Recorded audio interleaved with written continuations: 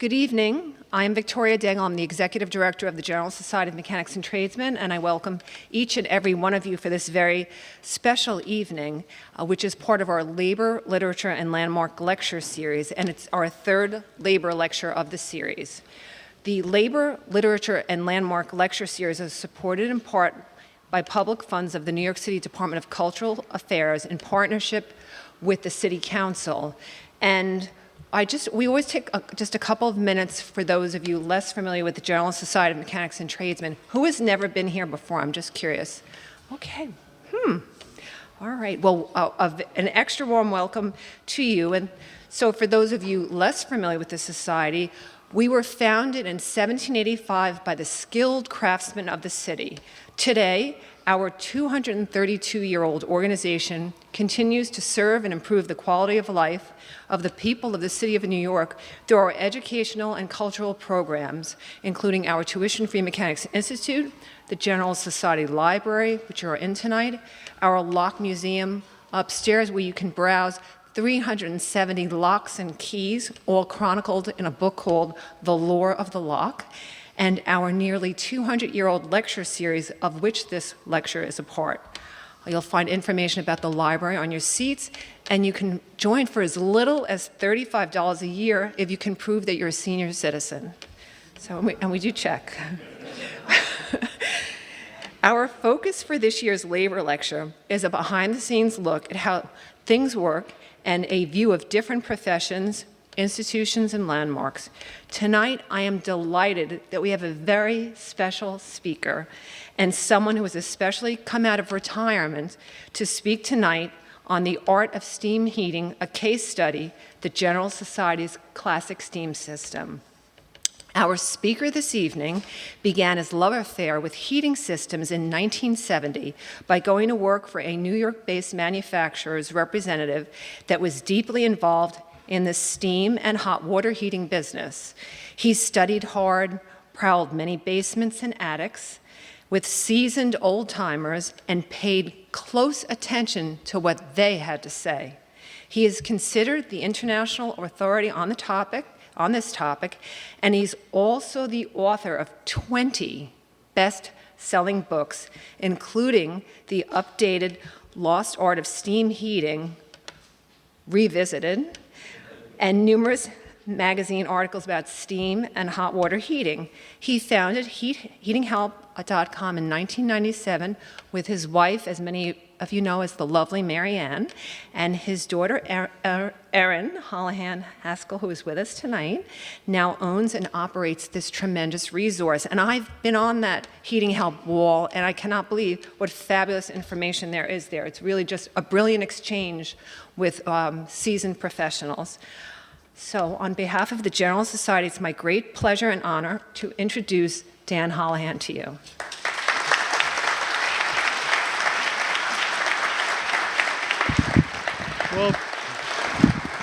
Well, thank you. Thank you for coming out. I appreciate that. And I want to give a shout out to Karen Taylor, who runs this program.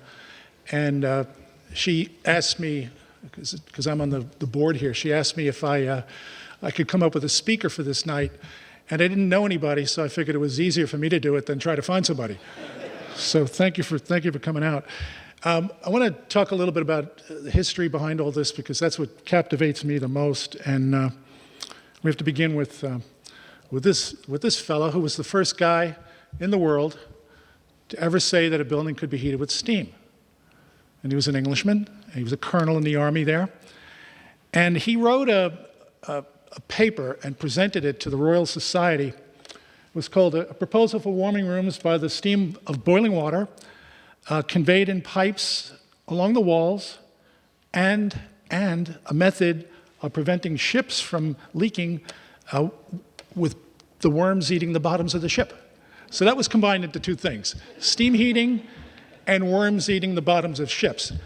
He then goes on to explain how steam heating would work in somebody's building, and he shows, that was on May 1st, 1745, by the way, and he does this drawing, and in 113 words, he says everything there is to say about steam heating. You get a boiler We don't have radiators yet. They haven't been invented. But you just have a pipe that kind of spirals up to the top, and then it comes down to the bottom, and you dump all the water that's going out down the drain. It's very similar to the way the General Society works now on Con Ed steam. We take the steam in, runs it through radiators, and then we dump it down the drain. None of that water goes back to Con Ed. So 113 words to explain all of steam heat. When I wrote this, or actually rewrote this low start of steam heating, I needed 138,000 words to say the same thing that he said in 115. So let's hear it for brevity, huh? Brevity.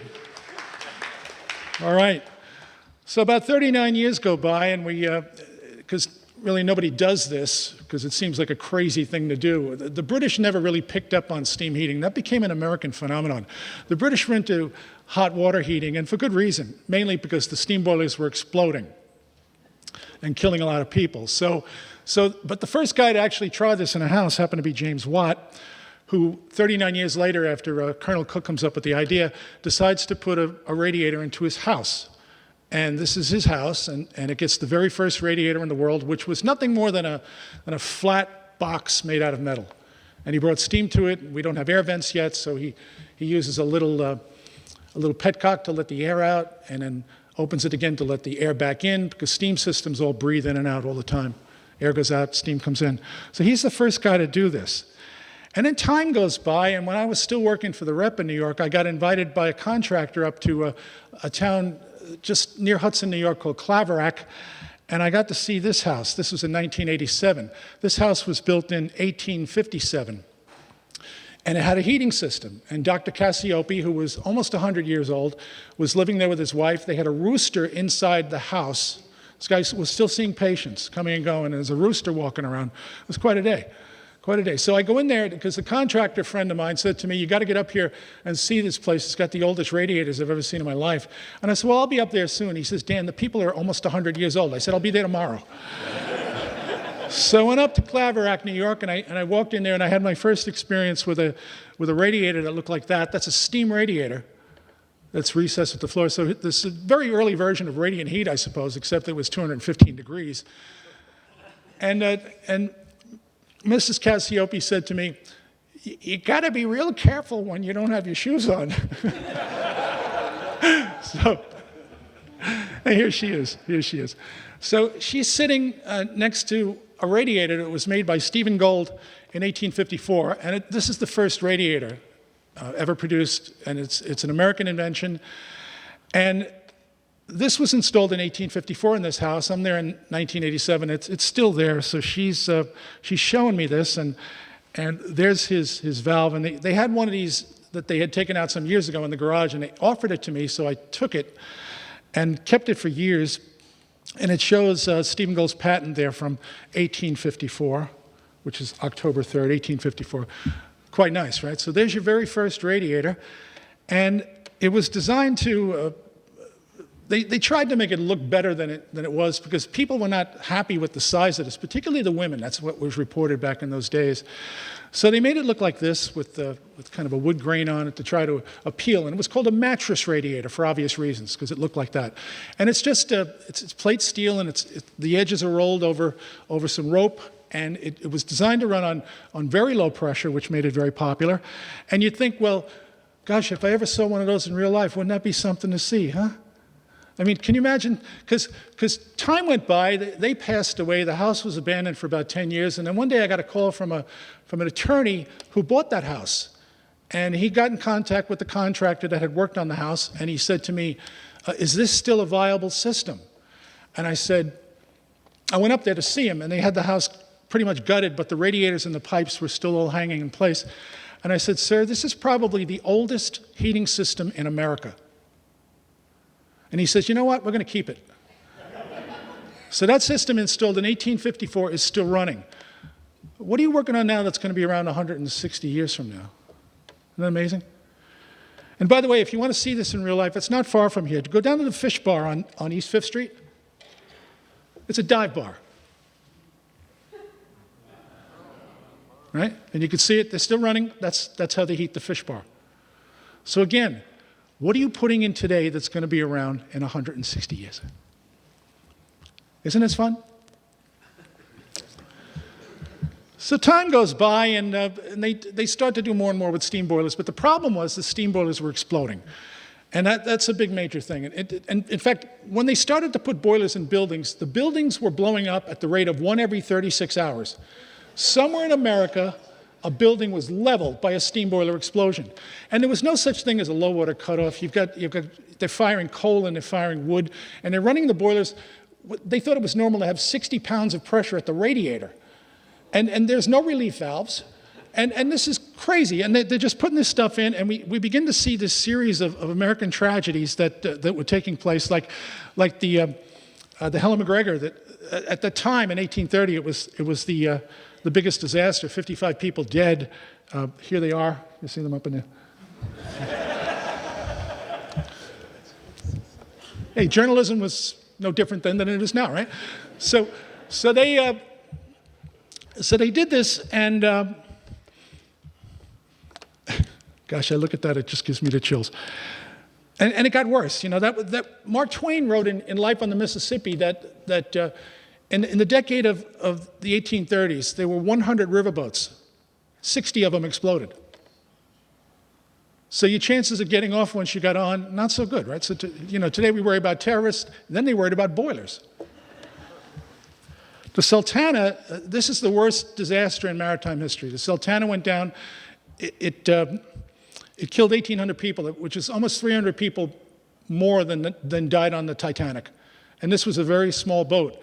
And these were all prisoners of war released after the Civil War. They were coming back from Andersonville, so they were all Union soldiers. And there was corruption going on, and the ship was overloaded, and it blew up. And at the time, it hardly made the news because John Wilkes Booth had just been killed the day before. So Lincoln was dead, Booth was dead, and this happened the day after. This happened in Denver, 22 people dead in 1895. Now, to get a scale, look at the people. That's what a steam boiler can do when it's not properly tended. So it just took out that whole building. This one goes way back, but it was in a magazine, and it was the path taken by the boiler. And this happened in Boston. So the boiler blew up, and it sailed for about a quarter of a mile and landed, incredibly, in the front yard of the boiler inspector's house. Which proves that there is a God, and he knows steam boilers. So this was so tragic at the time that you begin to see the political, the Thomas Nast type cartoons that came out, and the boiler inspector says, they seem to have done all they could in the way of patching. We will give them another certificate. Surely it will last until it blows up.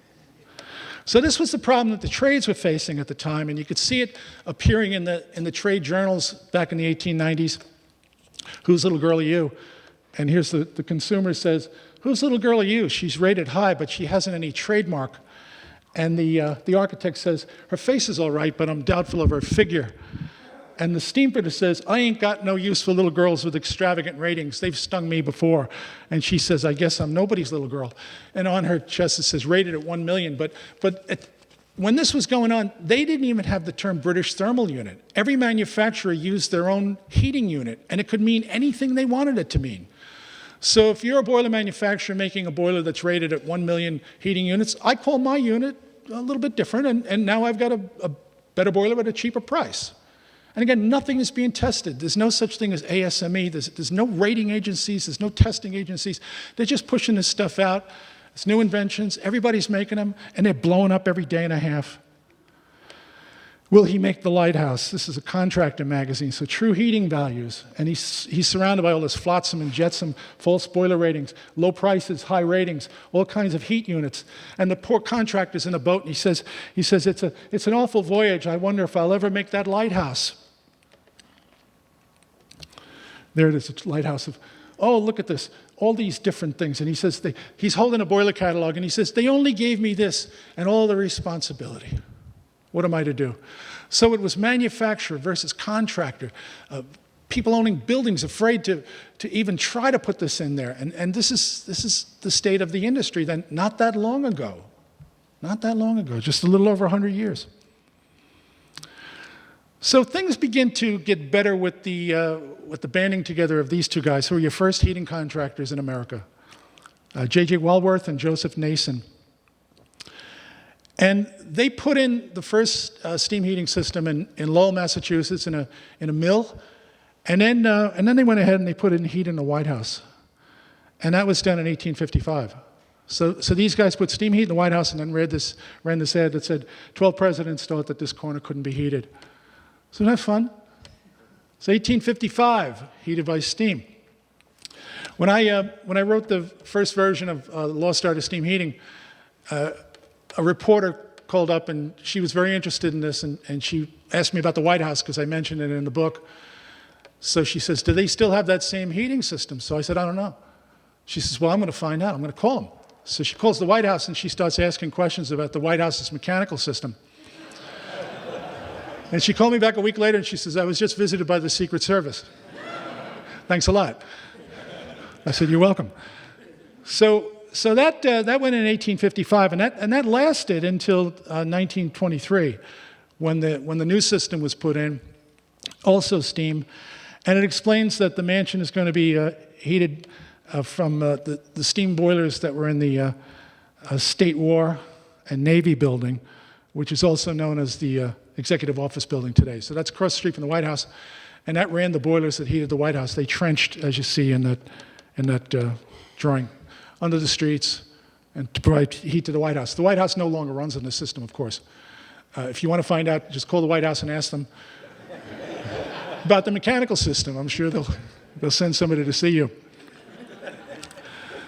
So this neighborhood is loaded with famous buildings and lovely places to look at. This around the corner on 40th Street is the old American Radiator building, which is now the Bryant Park Hotel. And that plays a great role in heating history because this was the home of the American Radiator Company, which at the time was actually a trust, like Standard Oil, but on a much lower version. And the American Radiator building was designed to look like coal. That's why it's black.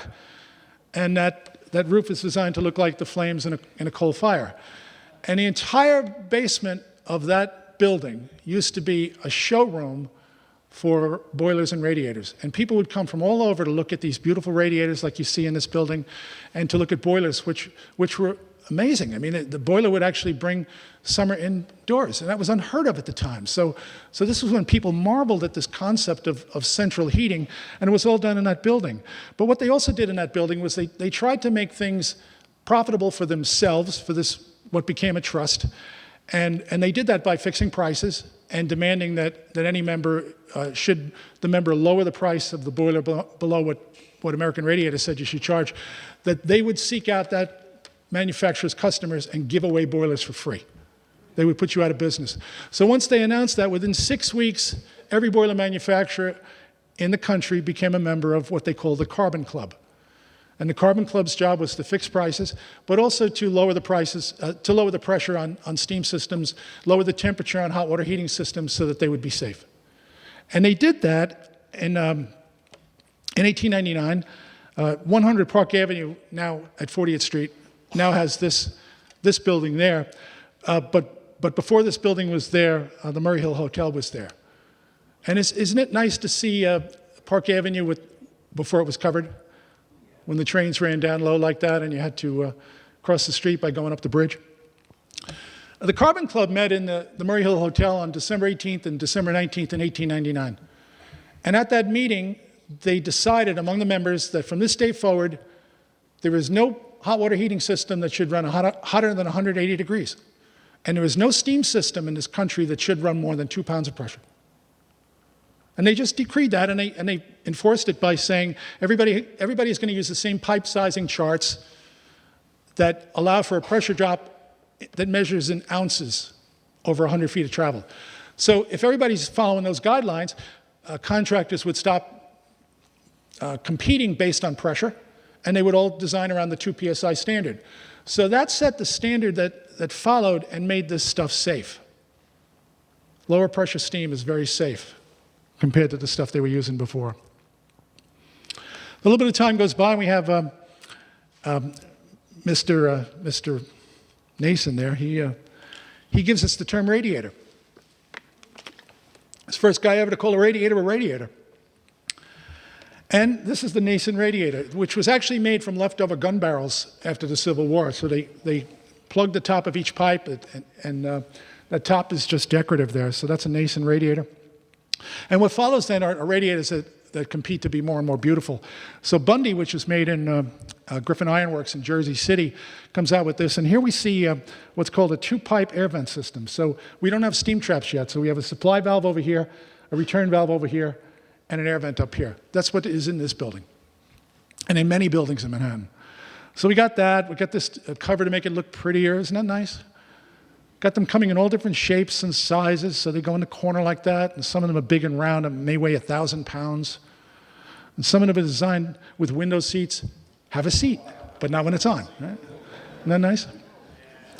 And some are designed to climb up the stairs, and this beautiful stuff. Oh, I love this. I love this. Can you imagine putting your turkey in ductwork? See how it tastes? But then it was the elegance of this. And what's crazy about this is you'll see something like this on eBay, and it'll go for $5,000, a radiator like that, because nobody makes them anymore. But they're just things of beauty. I love looking at these old pictures because it just makes my imagination go crazy. Like this, do you think these kids were warm? Look, it's up this side and across the back. Do you think they were sleepy in the winter? I love that. This magnificent round radiator and the one right next to it was in the old post office. And Erin, my daughter, and I went there. Erin was living in D.C., and we went there, and she wants to show me the old post office where you could ride the elevator up to the top. It's free, and it's the second thing next to the Washington Monument. I mean, it's a very tall building, and the view is incredible. So she takes me in there, because she's a native, and she wants to show me all around, and all I want to see is these radiators. So I'm looking at these. There's no unions anywhere in this thing. They put this thing together. Like, how would you do this? How would you press that thing together around a pole like that? Who did this work? And it's all on angles, and I'm looking at it, I'm marveling at it, and they had converted it to hot water, so it was no longer steam. And then our president, before he was our president, bought the old post office, turned it into the Trump International Hotel, and painted them all gold, which is not surprising. Right? But the day I visited with Erin, I looked around the other side, and I saw these, which are the remnants of what was called a pole system, which is what this building had when it first started out. Andrew Paul was an inventor who well, he's actually a businessman. There was another man that invented it named Skippington, but Andrew Paul comes up with this idea that if we can suck the air out of a radiator by using some sort of an ejector, we can get the steam to travel much faster because steam has to displace the air before anything else happens. So if we could just suck the air out rather than try to push it out with the steam, that would be great. And at the time, they would talk about 30% savings in fuel if you retrofitted your system with this. So there it was in the old post office. Just these little things that, if you know what you're looking at and you start to spot this stuff as you're going around, it tells a whole story, and there's beautiful history involved in it. This old drawing of the ladies doing the dictation, don't look at the ladies, look at the radiator. Okay, because if you look real close, you could see right here is that same pull valve with the pipe still attached to it. So they must have been very comfortable. Another building that had this is the Dakota, and the Dakota this picture was taken in 1884 when it first opened up. And Dakota is a very famous building. It was named the Dakota, by the way, because New York stopped at around 23rd Street, and these two men built this. It was Edward Clark and Isaac Merritt Singer, who were the partners in Singer Sewing Machine. And the architectural critics said they might as well have built that in Dakota. Like, no one will ever live up there. It's at 72nd Street. Right? They might as well have built it in Dakota. So they embraced the name, and that's why it's called the Dakota. So Isaac Singer was a philanderer. He was a bigamist. He had I think 4 or 5 families. He had more than 50 children. He had children he didn't even know about, and he was being chased by the cops, and he went to Europe and never came back. He died in Europe. So he left the country to avoid prosecution, never came back. But when he died, and he died relatively young, there was a tremendous fight over his fortune because he was quite wealthy. And the courts decided that the money should go to the last Mrs. Singer, who was Isabella Boyer-Singer, a French woman who had been married to a number of men before him, and she was quite lovely in her day. And she also had an affair with Bartholdi, and she was his model for the Statue of Liberty. So when you look at the Statue of Liberty, that is Isabella Boyer-Singer's face on there. And standing next to her is Isaac Singer's youngest son, Paris Singer, who grew up and founded Palm Beach. And also Singer Island, which is just north of Palm Beach. In fact, I wrote a novel called Singer Island that has nothing to do with heating, but it was inspired by this whole wacky thing going on. And when you go into Dakota, you'll see those Nason radiators that go back to 1884. And right next to it is that abandoned line from the pole system that was there. And these are running on, or at the time they were running on this version of the pole system. This was called a Pemberton Fitting. And this would screw into where the air vent was. And inside of this is a small cork, like you'd have in a wine bottle. So we attach a pipe to every one of these tubes, and we suck the air out. The Dakota had a steam engine in the basement. I stood in that space where the steam engine used to be. And there's tunnels that go under the street at the Dakota that go to the other buildings surrounding it, because they not only produced their own electricity and power, they also sold electricity and power to the surrounding buildings. So they were a very early cogen plant, the Dakota. A lot of people never heard that story, right? So the cork would get wet and it would stop the air from, stop the steam from going down the pipe. And to this day, Hoffman Specialty continues to make what they call the pole airline vents. So you can still do this. And people that go out and do this, they save money on the systems. So there's, at the Dakota, we've got the top of that radiator removed, and there's an air vent now. So it's a two-pipe air vent system, just like we have here in General Society. Time goes by and heating becomes more popular, but then as we roll into the Great War, an event takes place that makes people want to have a lot of fresh air. And that leads to this thing called indirect heating, where we're going to take 100% fresh air from the outside and let it waft over what are essentially boiler sections hanging inside of ductwork, and we're going to have that hot air come right up into the rooms. There's no fans here. This is not like forced air heating. This works because the building envelope itself is leaky. So the warm air leaks out of the building, and the hot air comes in from outside, or the cold air comes in from outside and rises up through this. So that's indirect heating, which was popularized by the Spanish influenza. So after, in 1918, in that winter between 1918 and 1919, the Spanish influenza became a pandemic. It started not in Spain, it started in Kansas at Camp Funston when two GIs were on their way over to fight in the Great War, developed this version of the flu, and it killed them very quickly. But they spread it to the other soldiers, who were then put on troop trains and sent across the country. And every time they got off, they infected people. And this was airborne, so it was passed by coughing. And then they were sent over to Europe, and it just bloomed all over the world. And by the end of that winter, 50 million people had died from the Spanish influenza. Spain, which was neutral in World War I, was the country that said, there's something going on, we have to stop gathering, we have to stop going to school, to church, to work. Everybody stay in your house, don't come out until this thing passes. So they get credited with the name of it. But because of that, and because it was airborne, the Board of Health in America decided that we must have our windows open.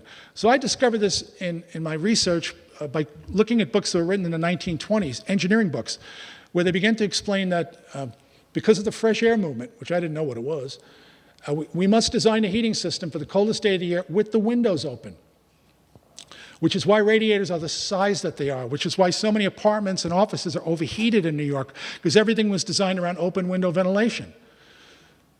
So we roll into the roaring 20s, and life is great, everything's going along fine, and then we get to a point where the Depression hits, and people start saying, why do we have the windows open? It's costing us so much to heat this place, close the windows.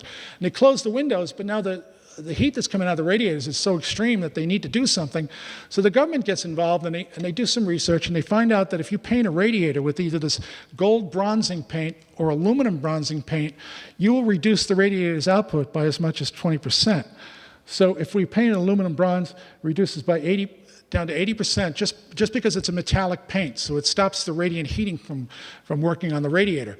So if you go on heatinghelp.com and do a search for, does the color of a radiator matter, you will turn up the actual National Bureau of Standards paper that explains all this in great detail. And this is why radiators are silver, because they were oversized due to the Spanish influenza.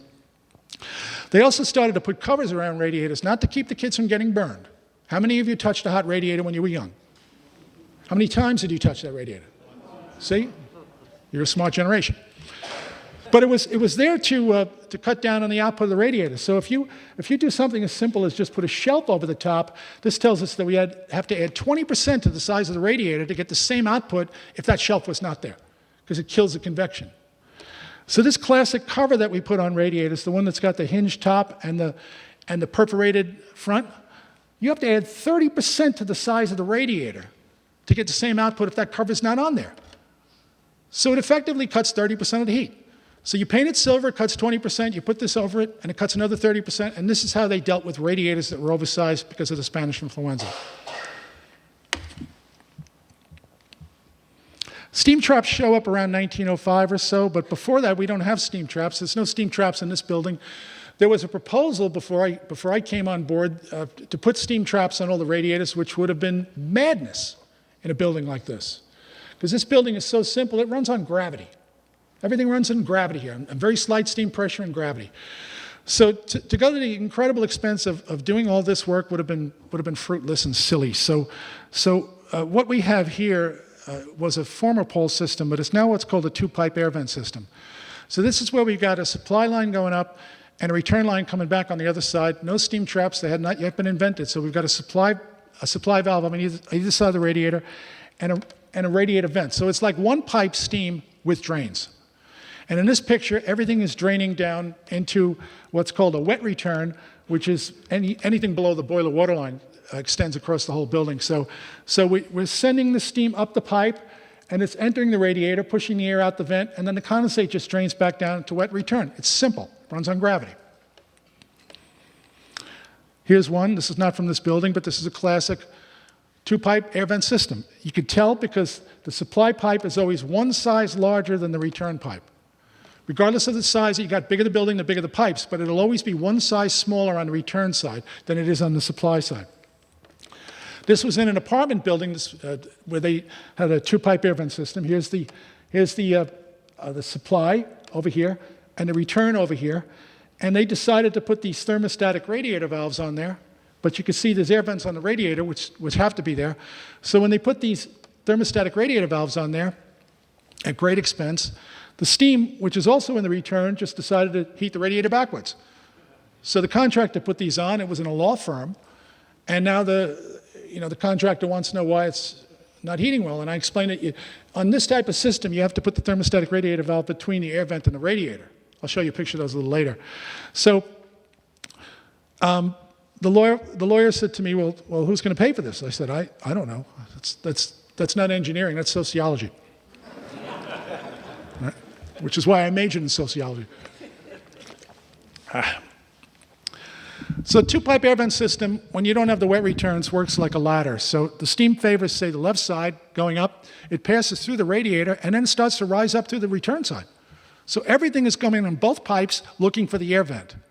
So to put steam traps on a system like this is crazy because the steam will shut it backwards.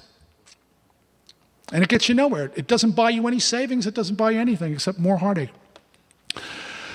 So a couple of years ago, when I first walked into this building and Victoria was showing me around, I saw this, and it's right upstairs over there in the Lock Museum.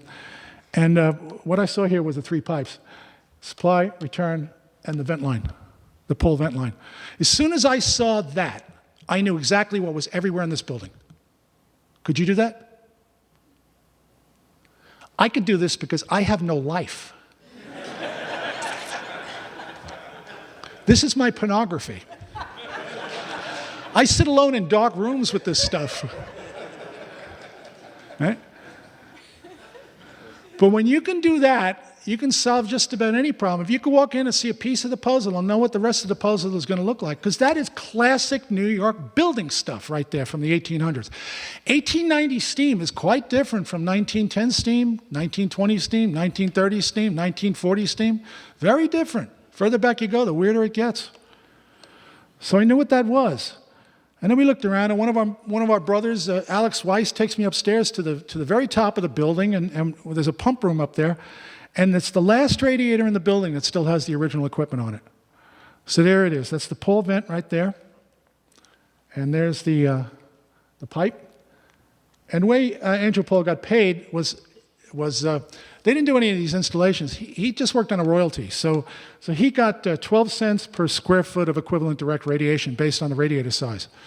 So here in General Society, if you look at this radiator here, that would have been about $14 royalty on that one radiator. So if we measure all the radiators in General Society, where there are 90 of them, it would be about $35,000 in today's cost. That would have been the royalty that he would have made for allowing them to use the system. And this guy got very rich and then somehow died a pauper. I don't know the backstory. I wish I did, but it's another one of those mysteries that keeps me poking around. But Andrew Paul died very poor, but he was very rich in the time. Maybe he gave it away. I like to think he gave it away. That would be nice, right? So when we look around this building here, we see these beautiful Italian flue radiators here. American Radiator Company made radiators like this. And when we look down at the bottom, you could see the remnants right here of the Paul system. That little hole where the pipe was, the pipe's cut off right there. So all of these have been converted over to one-pipe steam with drains, or what we call a two-pipe air vent system. So the supply is on one side, the return is on the other, and then the opposite side of the radiator has the air vent.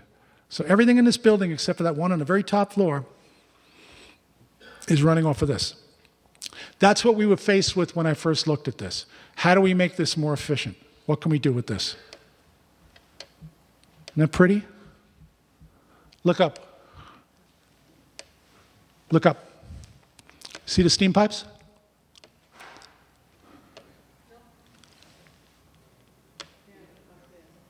See them? They go around the whole perimeter? That's a radiator. Okay? That's to keep the glass warm so that we don't have condensation forming on the inside of the glass and falling down onto the books and onto the library. This building used to be 5 stories tall. 4? 4. 4. It was 4 stories tall, and then when the General Society took it over, they added the additional 3 floors going up. So this idea of keeping the glass from condensing was the breakthrough for the Paul system, because Andrew Paul worked with a man named Bill Skiffington, and they worked in an office where the skylight kept getting drippy because the pipes up there would get airbound and the steam couldn't get up into them. So one day Andrew Paul comes in and Bill Skiffington had hooked a small line up and he hooked it up to a little vacuum pump. And the room was now warm and the glass was not dripping. And he said, he actually said, "Eureka." I had the minutes of this conversation that were recorded. "Eureka," he said, "you must patent this." So Bill Skiffington went out and got a patent for it, and it became known as the Paul system because Paul was the guy with the money. Skiffington had the idea, Paul had the money to put it on a map, and they formed this company that worked around New England and then moved down to New York to sell a lot of this stuff. And essentially what we have is this. So this is a very crude sketch of what's going on here. So we've got a boiler. This is the boiler water line. So everything below that point is underwater. So we send the supply up to the radiator and a drain coming back down from it. But everywhere in the red line where there would normally be an air vent, instead of that, we have an ejector here. And it wasn't exactly, what I'm going to show you is kind of the idea of what he used, but it's not the exact patented item, but it would be like this. This is a classic ejector. So you have a high pressure motive, which in this case would be steam, and you shoot it through this narrow opening and discharge it out there, and the low pressure reacts by moving through suction. So that's called Bernoulli's law. That's what makes an airplane fly. Right? So it's as simple as that. So they shot steam across this, and typically it was steam from a steam engine that was making electricity for the building. So and they were using the waste steam of the engine to actually heat the radiators, and they were ejecting the air like that. So it becomes wildly popular back then because it's actually cutting 30% off the fuel bill when they retrofit a system with this. So in this building, in the 90s, Con Ed comes in, and we decide to abandon the 2 boilers that are down the basement. And these boilers are still here because they literally built the building around these boilers. They're that big. And Con Ed comes in, and everything changes. Because what happens with Con Ed now is it just comes in through a valve sticking out in the basement into the street, and it goes down. This is condensate coming through here. We got a steam trap here and a steam trap there. And when I got here, the steam traps on this line were this big. two of them, like really big steam traps. And they were right at the inlet side to a condensate pump, which is in a pit down there. Nobody knew what the pit was for, but the condensate pump was in the pit, and it would pump the water into the sewer. So this pipe here that goes to the sewer had fin tubes on it, trying to lower the temperature, because by law, you're not allowed to dump anything hotter than 150 degrees down into the sewer. Otherwise, you get alligators. Whoa. So Con Ed comes in, and when I first saw this, that's what we were looking at. And because they had turned what used to be wet returns, right? Remember this? Everything below the green line was underwater. We suddenly turned all of those pipes that used to be wet returns, constantly filled with water, into steam lines. So what you get then is a lot of water hammer. You get a lot of banging around in pipes that were never meant to be steam lines. So that was the challenge that we faced. So how are we going to make that right? Well, what we did was we built what's called a false water line. So this was done by the guys that became what we call the steam team. Some very, very capable contractors here. John Catania is right here from Gateway, and he kind of led the charge on this whole thing. But we built what we call a bottle out of an old tank, and we positioned it to duplicate where the water line used to be, and then mounted on the side of this 2 steam traps, which were just 1 inch, John? 1 inch steam traps, relatively small, and that would spill through a Taco heat exchanger. Brother John White is here. He owns Taco. He owns a company, and he donated this stuff to us. Thank you, John. And then we're picking up the heat of this condensate and using it to preheat the domestic hot water before we dump that stuff down the sewer. So this thing runs just on gravity. It's mechanically simple. We were able to get rid of the condensate pump that was down there because that kept failing because it's sitting in this pit that fills up every morning with water and goes underwater, which is crazy. Keep fixing that thing and it keeps failing. So this is the false water line. If you hang around steam enough, you'll see in apartment buildings, they often put boilers up on pedestals. So the boiler might be mounted 6 feet off the floor. And the reason for that is because it's one pipe steam in the building, and it's coming across a lobby. And in the lobby, you've got doorways. And they have to drop the pipe below the doorway so that people can open and close the doors. So by putting the boiler up here, this is the water line, and it puts all that stuff underwater. So you're not going to get any water hammer. Now, if somebody comes in and decides they want to lower that boiler to the floor, this is what happens. See where your water line is now? So now steam has access to all these pipes that fill up with water on the down cycle, and you're going to get water hammer like crazy in this system. So you could go back and raise the boiler again, which would be pretty expensive, or you can do this old-timer trick called building a false water line, which is essentially this. We're going to get rid of that pipe, and we're going to add an upward loop, an inverted U, which is a dam, and we're going to equalize the top of that with steam here to combat the steam over here that's trying to push the water out. So the 2 steams balance each other like a seesaw, and then the water line moves up to here. So now every pipe in the building thinks that the boiler is still up high, but it's not. It's down low. So that's a false water line used on gravity return. Here's a good example of that on a job where we've got this pipe here that's used to be below the water line, but now with the new boiler, which is shorter, you could see that that pipe becomes a steam line. So to get around that, we built this false water line, just make the pipe go up and come down, and equalize the top of it with steam. And then we threw an air vent in there just to get the initial air out on startup. So that works like a charm. So again, it's old school, old timer stuff.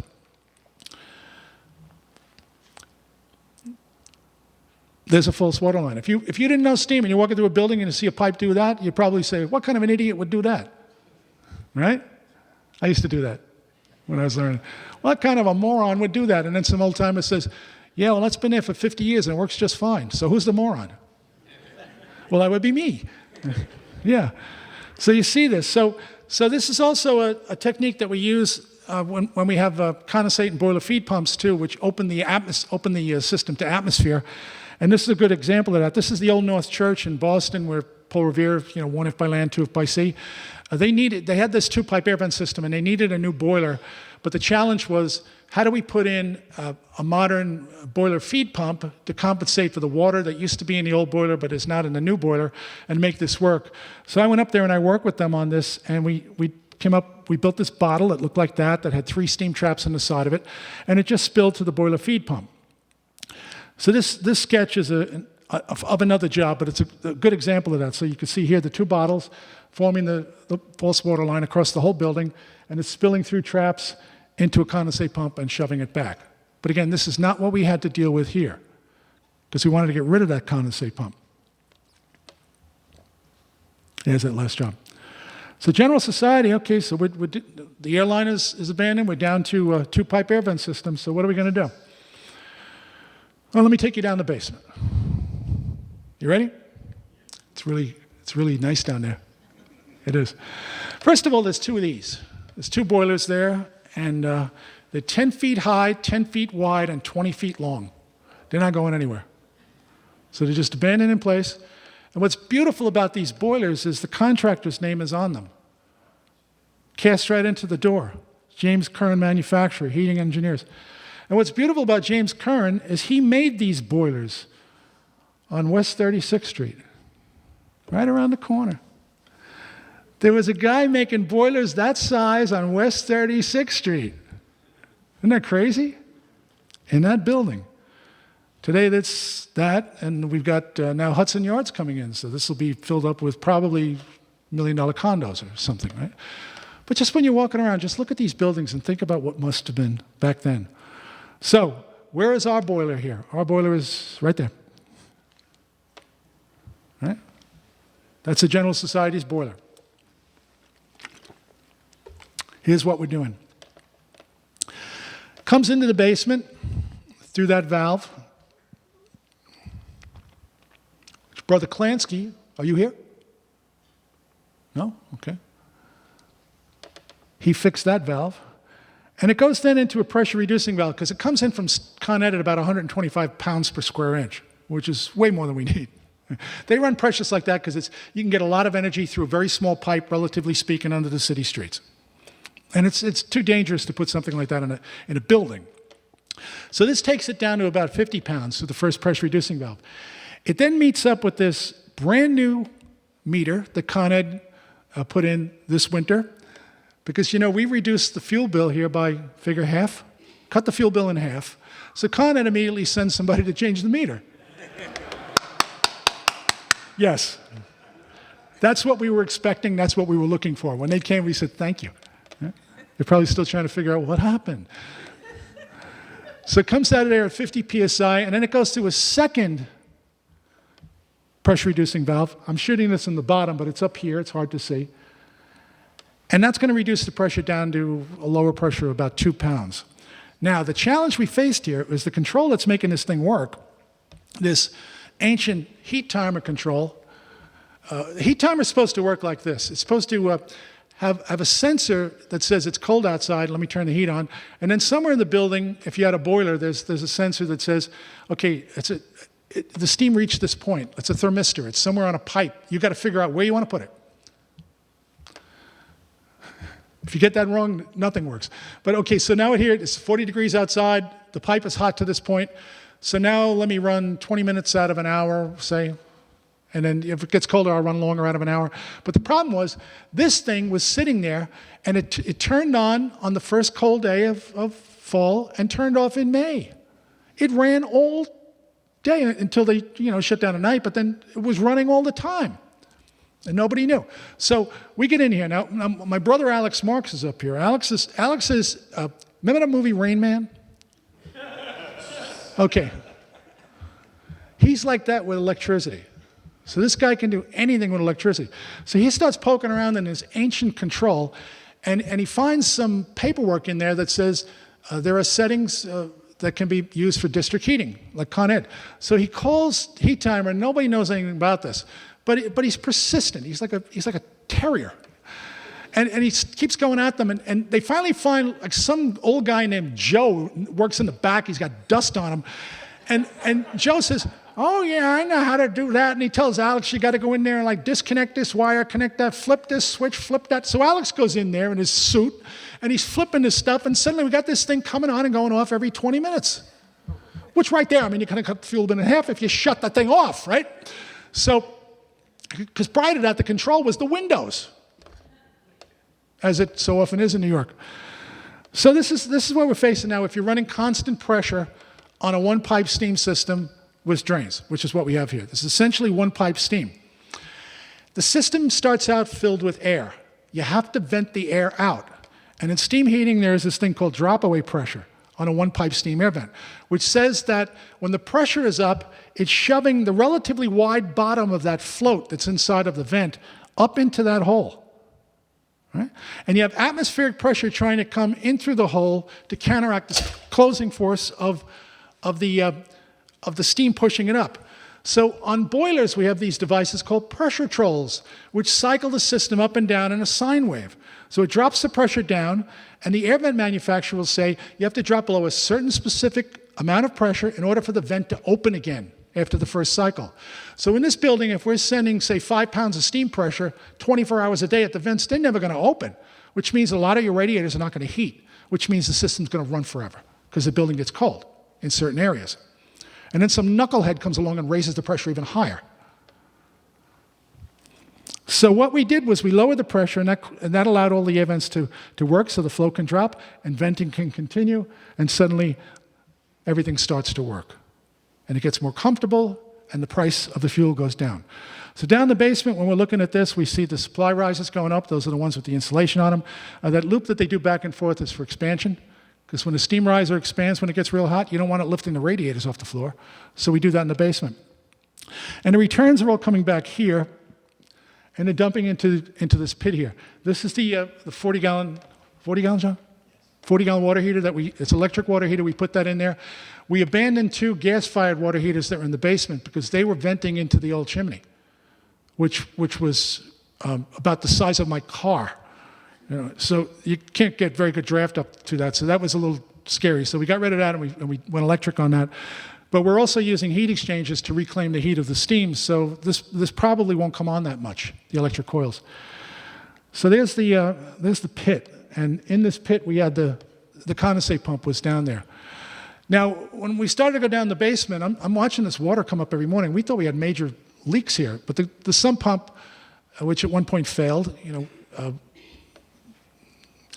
the sump pump would throw the water into the drain. So I got very interested in that, and I started to wonder about what's under the building, because Manhattan was built on streams and marshes and everything else, and all that stuff is still under us. So I found this drawing, famous drawing from the Beale Map from 1865. This was the most accurate topographical drawing ever done of Manhattan's water system. And then we built the buildings on top of this. So General Society sits on a marsh. And that's what rises up every morning in that pit and gets pumped out. And that marsh is directly connected to the Fred French building where there's a stream. So our marsh flows into their stream, and from there, it joins into other bigger streams and dumps at 32nd Street into the East River. We are sitting on nature. You could build as much as you want here, but you're not going to change the stuff that's under you. Isn't that fun? So here is the bottle that John Catania of Gateway built for us, and it's sitting there to duplicate the water line of where the old boiler used to be. We just matched it, so put everything in the building back underwater. Now we're going to run on gravity. So the condensate comes down through the return pipes and rises up into the bottom of this bottle. We make it a bottle so that you don't have a lot of surging in there. It just quiets the water down.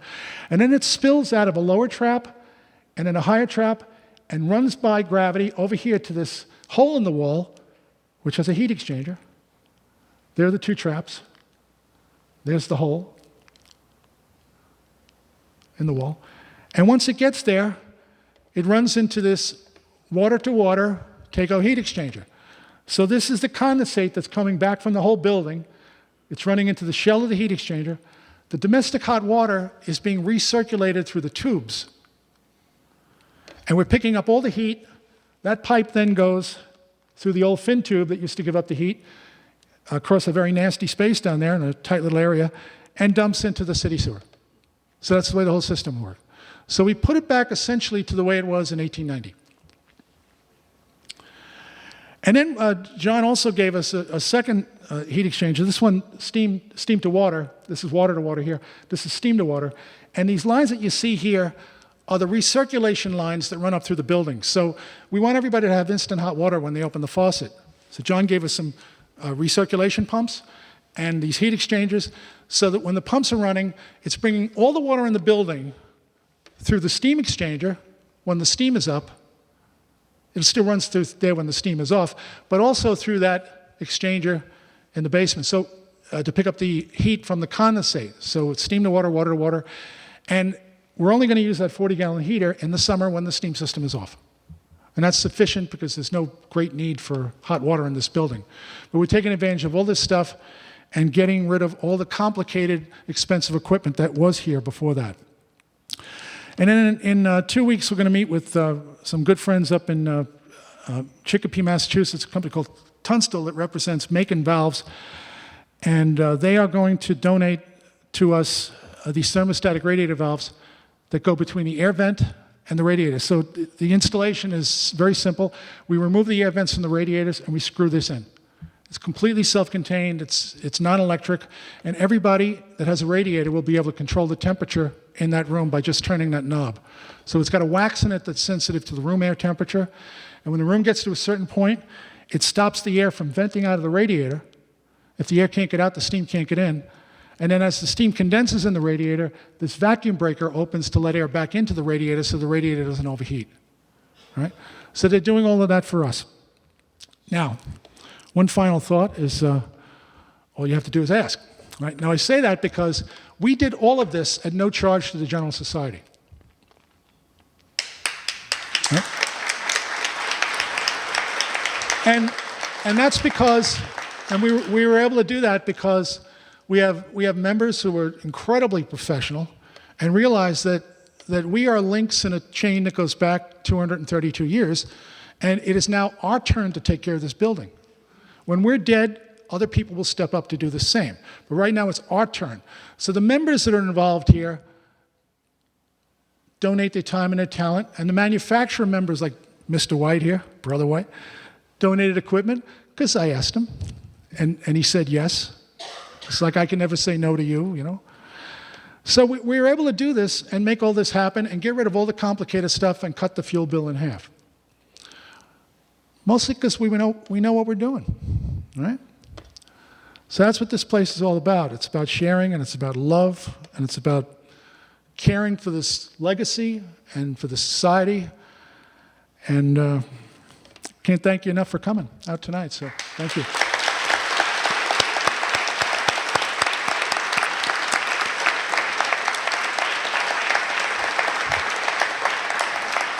So is there anything I can help you with? I've got cards up here if you'd like to get in touch at some point. Or? We are recording this, so please wait until the microphone gets to you.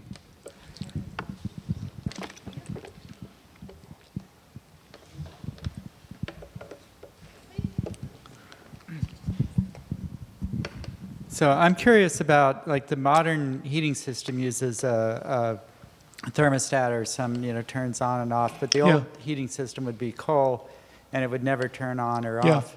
And that's sort of I always wonder how that worked with moderating the heat in the radiator. They used dampers. So the dampers were, again, it was incredibly simple technology because the dampers would work on the water level. Like they would have something like that bottle that we built, and it would have a bowling ball size float in it on a chain. And as the pressure inside the boiler would build, it would shove the water out of the boiler and into this bottle. And the float would go up, and it was connected through a series of pulleys that would operate the dampers above the fire and below the fire. Okay. So it would deny the fire of oxygen, the pressure would drop down, the water would come back into the boiler, pulling that bowl down with it, and the dampers would open again. So that was classic. And then later they figured out how to have electric dampers and electric thermostats and whatnot. And by the way, my brother here, Rain Man, is building a control to replace that heat timer that will automate this whole system and probably run off a phone or something. And the Russians will be looking at it. So.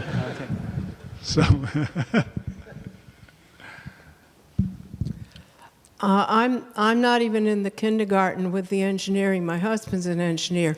But my question is, does the air conditioning here have anything to do with the system you've been describing, or is it separate? No, we really don't have air conditioning here. We've got individual units where people put them in the windows. but there's no building-wide air conditioning. That's next. Another question. The thermostat for the radiators was very close together. And wouldn't you have done better by putting it remote, thermostat? We may do that because they're going to come down here and walk the building with us and decide whether a remote thermostat would be better for these particular radiators. Okay. Yeah, it's a good question. I live in a building which is part of a campus that's heated by a central boiler plant, and it's a metro heating system. So Yeah. it's just a single loop. We're looking at a company called Radiator Labs. Are you familiar with their solution? What do you think? I think it's brilliant. Marshall Cox is the guy behind that. He's as close to genius as I've ever met. And I mean that sincerely, because when he first approached me with the idea, I told him he was crazy. But he's persistent, and he makes sense. And this is a company that builds an enclosure for a radiator. And this guy's, he's a very young PhD out of, I mean, the guy's just brilliant. And he stayed in his brother's apartment, and it was so hot that he decided to cover the radiator with a blanket. He was sleeping on the floor. And he got this idea to make an enclosure that could sense the temperature and hold the heat in, and I mean, it talks to the internet, and it's just, they just keep going leaps and bounds over that. So I was kind of an early advisor to them when they started out, but I began totally skeptical, and then I realized that sometimes it's better to just shut up and listen. So I shut up and listened, and yeah, that's a good thing.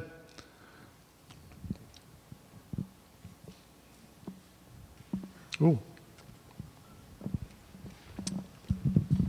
Could you talk a little about orifice plates and whether you... Yeah. Okay. It's another one of those things that I didn't used to believe in, but again, a New York City contractor turned my head on that. He works primarily in Lower Manhattan with a lot of these loft buildings that have these radiators that run the entire length of the wall.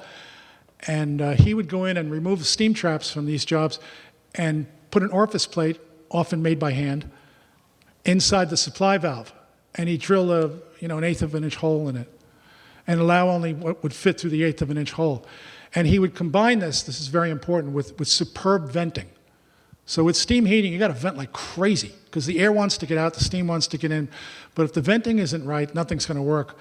So this contractor will put in these massive amount of air vents on the job, use the orifice plates on the inlet. It gets rid of all the water hammer, and taught me a lesson.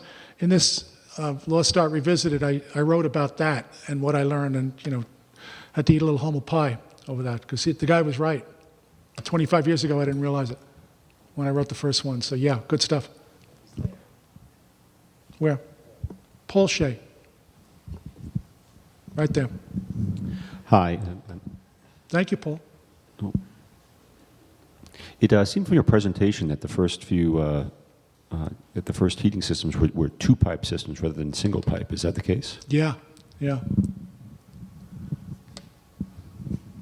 And again, it was purely an American thing. Nobody else in the world went for this. Just that, we were wacky enough to put up with the explosions. Slow news day.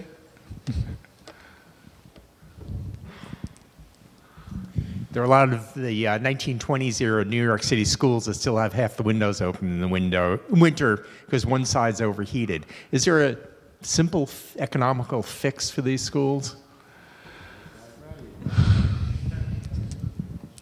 I'd have to, you got to look at each one. That's the thing, because you really have to look at each one and see what it needs, because sometimes it's often a little tweak, something minor. Like I consider the stuff we did here basically minor stuff, John.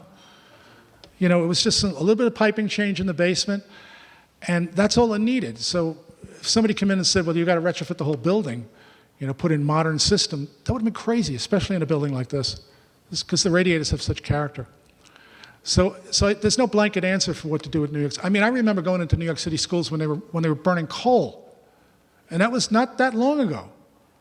And there's a guy down there shoveling coal. They hung on to that for a long time. Is there no way to use the wastewater that gets discarded after from this district heating? You said it all goes down the drain? Yeah, Con Ed doesn't take any of that back, so we take the heat out of it and just dump it down the drain. Wow, seems like a big waste. Well, yeah, it is, but it's also running through pipes that are, from 1890, so it's not clean. And there's really not much you could do with it. You'd have to treat it, and that's not feasible, and for an individual building to do that. So yeah, I mean, I looked at the Arsenal in Central Park that they take this steam from Con Ed off the same system that runs here, and there, if you walk around behind the back of the building, there's a pit under the ground where they have the condensate pump that's dumping this stuff, and the condensate is so hot coming out of that building that they're actually running a hose into that condensate pump to cool the condensate 24 hours a day. That's wasteful. Yeah.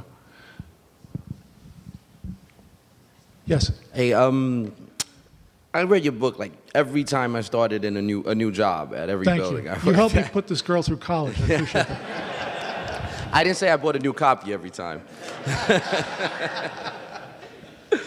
I did have a question, and it's just more of my curiosity because it's a building I don't work at anymore. But we had this system in my last job where we had a boiler, one header at the bottom, and it fed to the 18th floor.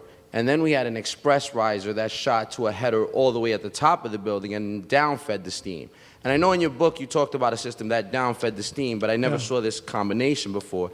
But the bottom was always flooded. So floors 19 and 20, my radiators were always flooded, even new traps, whatever we did. And I never got to solve that mystery.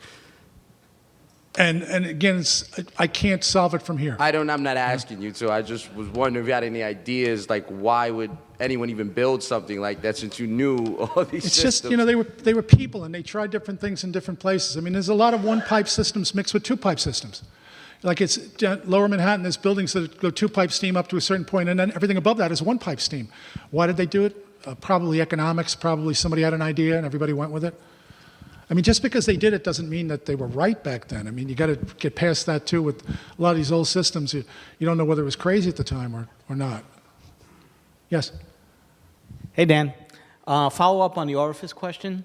I thought I read something that the orifice plates could be put in place where the traps are physically located. Yeah, that's another way to do it. And a lot of the older systems, the old vapor systems, worked like that with orifices or little check valves or different devices that were patented. There was this book, I think there's like 26 different systems that were all proprietary that used similar devices and to replace what we would now call a steam trap. So if you put the orifice plate there, you wouldn't have to add vents all over the place. Well, you still have to get the air out, so the air has to be taken out somewhere beyond that orifice plate. The orifice plate just takes the place of the trap. Yeah, so it's a small hole, and the steam pushes up to it, and the water pushes ahead of it, and only so much water can get through that small hole, so the water itself starts to act like a trap. That's as simple as it is. But whatever was in place to vent the air would still be there. Assuming that it is, and it hasn't been replaced by a plug because the vent leaked.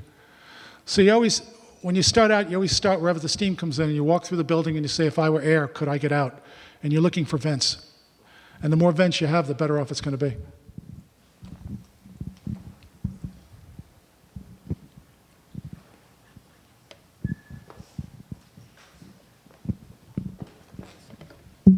Hi. I live in a building where it's a seven floor, 36 unit building where we installed it's a single pipe steam, and we installed a pressure troll cutoff. It's a Carlin burner that goes from high and low. Yeah. And so we set the cutoff at like 2.5, and then it would drop down, but it would cycle so that it would drop to I don't forget it. I can't remember exactly what the numbers were, but it would go from high to low, back and forth, as long as the cycle was continuing. Yeah. And I'm curious, for the low fire, can't you put in? Would it make sense to put in an orifice which is slightly larger, so that once you have pressure for the whole system, the low fire will keep it going, yes. keep the pressure up? Yeah. That makes sense? Yes. Okay. Thank you. Thank you for asking me a question I can answer. And so succinctly. Hi. Hi. I've seen a lot of buildings of late that have heat timer units and intake units. Uh-huh. And I've seen systems where the boilers have been, they have modulating burners, but they've been fixed at, 40% fire or 60% fire, and it's simply cycling on the heat timer cycles. Yeah. So is there like an ideal way to pair it up with a modulating burner and you have an intake or a heat timer unit, or just... It's another one of those got to be there. Okay. I'm sorry.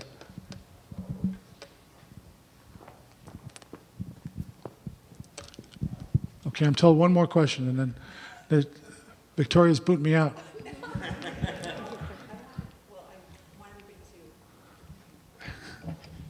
She wants to give you wine. And we're doing a mini presentation. Oh, stop. Okay, so we were going to take one more question. Is there one? Okay, I'm going to take this gentleman and then thank you. Hello. Thanks, Dan, by the way. Thank you. What is the future of steam heating, say, 100 years from now?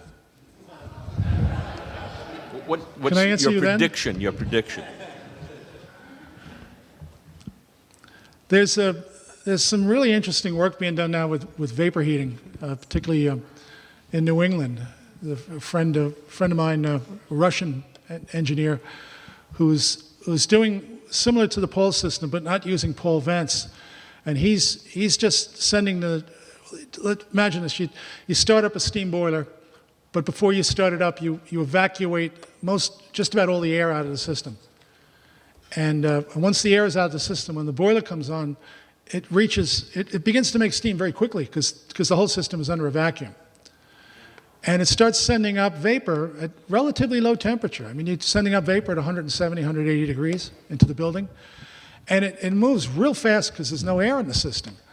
And he's bringing the returns back through plastic piping, not PEX, just like cheap plastic piping. And nothing is burning and nothing is banging. And it heats the space. I've been in buildings where he's done this. And the burner shuts off, and the vacuum pump then begins to cycle. So as you need more heat, rather than turn the burner on again, you turn the vacuum pump on. And it drops the temperature and sends more steam vapor up into the building. So he's getting remarkable results. And this is like really old technology with a modern twist. And this thing, I think, has got a real future. And again, if you want to know more about it, go on heatinghelp.com, and there's articles about this fellow on there. Or just send me an email, dan@heatinghelp.com. Okay. Aaron? I want to introduce my daughter, Erin Holohan Haskell, who now owns all that. So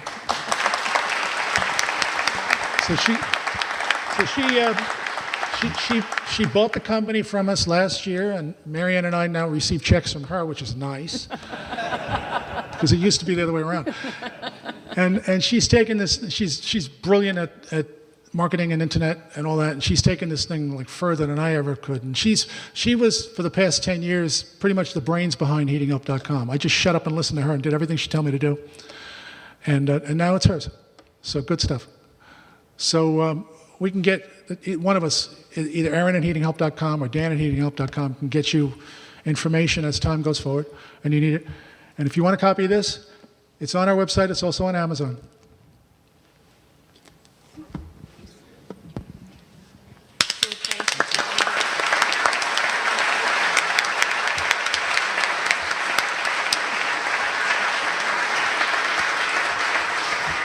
Dan.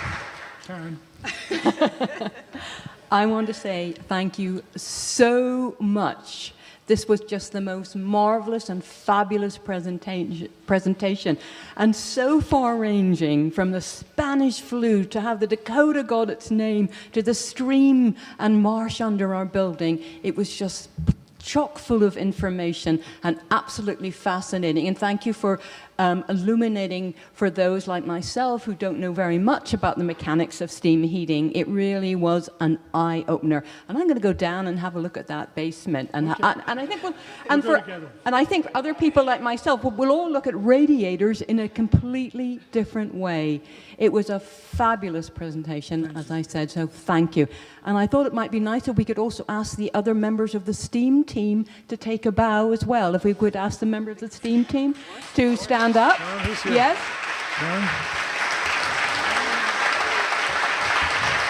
Who else we got?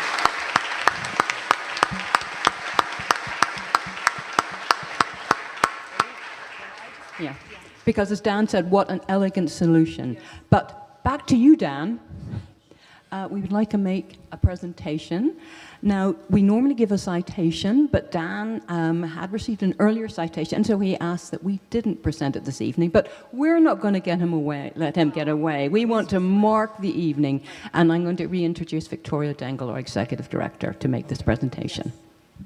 Yes, and we're going to respect Dan's request, which is he didn't want anything. He just wanted to speak about STEAM. But at the very last minute, I did grab something on my way out of the office, and it was totally spontaneous. So, and I'll lead up to that. And just if you'll just, and thank you everyone. If you'll just wait as I compose my thoughts. So Dan Holohan, I can't thank you enough. It had to be March of 2015. Well, I had been told for years, you need to meet Dan Holohan. You need to meet Dan Holohan. Finally, it's early 2015, and I said, well, somebody just introduced me to Dan Holohan.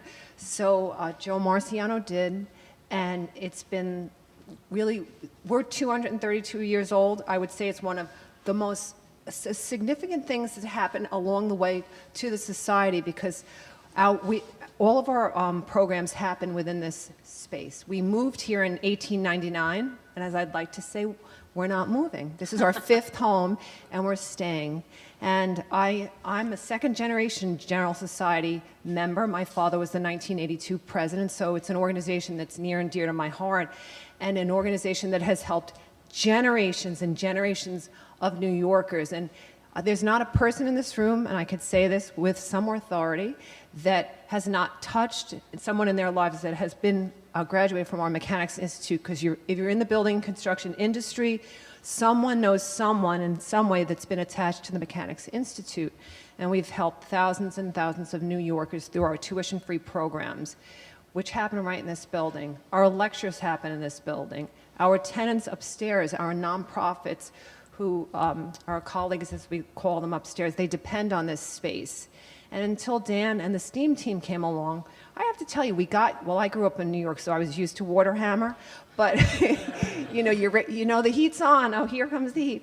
But we used to have to turn off the heat sometimes during our lectures just to stop the noise.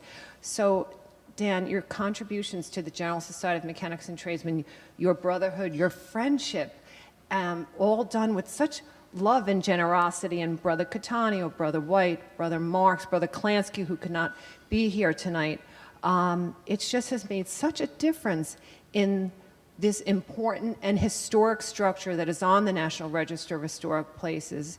And all I could say, it's been fun. It's been, again, with such generosity, and I don't know, was it hundreds of emails where I got to observe conversations. I have learned a ton about steam heating, and it's academic, it's brilliant, and the men that have transformed our heating system, where we were going to spend a lot of money doing the wrong thing. We were prepared, because at that first meeting, I did slip Dan the proposal that we had got. I said, would you mind reviewing this, please? And he did. He said, don't do that. And that was so it was a very expensive mistake.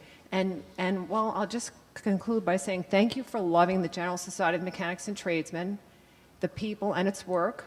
Thank you to our brothers who are here with us tonight, and to all the audience members. So Dan said no plaque or anything like that, but on the way out I said, oh, you know what? I think I'm going to give him, this was from the 205th anniversary of the General Society of Mechanics and Tradesmen, and it was in 1990, but there had been a painting of the General Society facade in Gourmet magazine, and they reproduced it for the attendees at that Founders Day dinner. And so I'm going to frame it. I didn't give it to you in a frame because I just thought of this. But so it's a picture of the building and that you have really transformed and loved, and we are eternally grateful. So thank you. Thank you. And God bless you.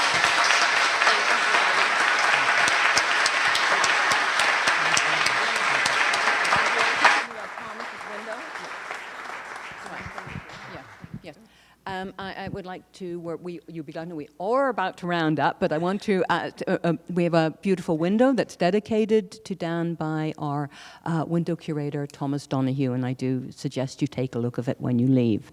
And Dan, just a little memento of the evening.